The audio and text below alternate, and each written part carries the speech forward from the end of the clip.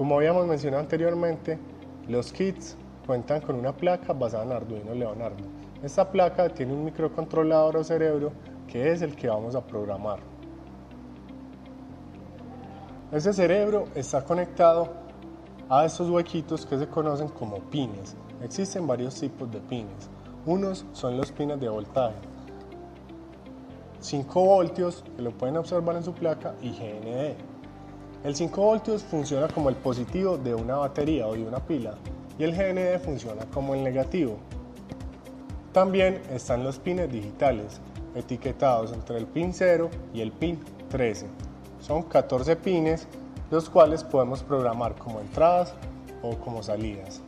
Por otro lado tenemos los pines analógicos, los cuales me sirven como entradas para conectar sensores, como los que ya han escuchado de pronto en alguna ocasión, de temperatura, de contaminación, de luz, entre muchos otros sensores que existen.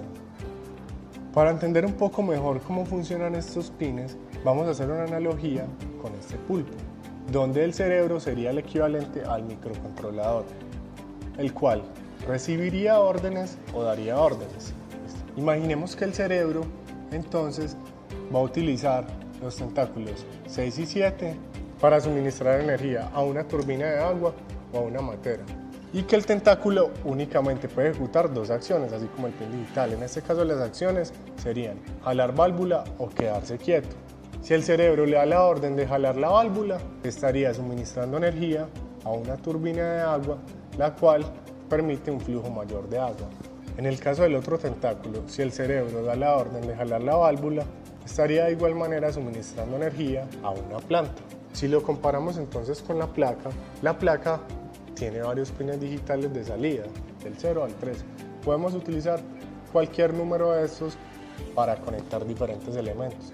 Por ejemplo, el pin 3 estaría suministrando energía a un LED. Cuando está en alto, cuando desde la programación yo le digo que se ponga en alto, entonces está encendiendo el LED.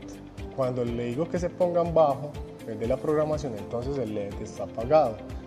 Yo podría crear un programa que le diga al LED que se quede 3 segundos prendido y 2 segundos apagados, o sea, 3 segundos en alto y 2 segundos en bajo.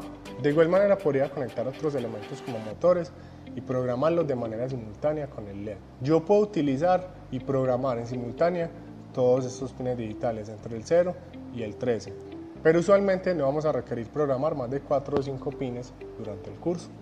La otra configuración que se le puede dar a los pines digitales es como entradas. Como entradas entonces reciben energía, y el recibir o no energía nos puede llevar a generar ciertas condiciones. Imaginemos por ejemplo que el pulpo recibe un estímulo, en este caso sería el equivalente a recibir energía. ¿Tocar tentáculo o no tocar tentáculo? Si se toca el tentáculo, entonces que ejecute una determinada acción, como por ejemplo las acciones que vimos con los pines digitales de salida. En este caso, si se toca el tentáculo, activa una válvula, si no, se queda quieto. Entonces ahí estamos utilizando un estímulo de entrada para tomar decisiones con ciertas condiciones. En la placa, en vez del tentáculo de entrada, podríamos tener por ejemplo un botón.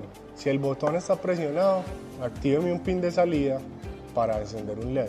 Si el botón no está presionado, entonces ese pin de salida no va a ejecutar absolutamente nada. Ahí estaríamos configurando entonces dos pines, uno de entrada para el botón y uno de salida para el LED. Los pines análogos, por su parte, ya no van a recibir únicamente dos estados, sino que pueden recibir muchísimos estados. Imaginemos por ejemplo que uno de los tentáculos del pulpo está sometido al calor, entonces este va a poder sentir si está muy frío, si está tibio, si está casi caliente o si está muy caliente, o diferentes grados de temperatura. También podría sentir, por ejemplo, qué tanta es la presión que están ejerciendo sobre el tentáculo, si es muy baja, si es mediana o si es mucha. En la placa lo que tendríamos es cualquier tipo de sensor conectado a estos pines, y vamos a poder identificar, por ejemplo, cuál es la temperatura de su salón a cualquier minuto o a cualquier hora del día, que puede variar en diferentes rangos: 14 grados, 15 grados, 16 grados, 20 grados, etc. También podría ser un sensor de contaminación o monóxido de carbono, el cual me está diciendo el grado de contaminación en diferentes puntos de la ciudad o en un lugar en específico. Lo que programaremos entonces van a ser estos pines con los que interactuamos. En el curso únicamente utilizaremos los pines del 0 al 13, o sea que trabajaremos con pines digitales, en algunas ocasiones como entradas y en otras principalmente como salidas.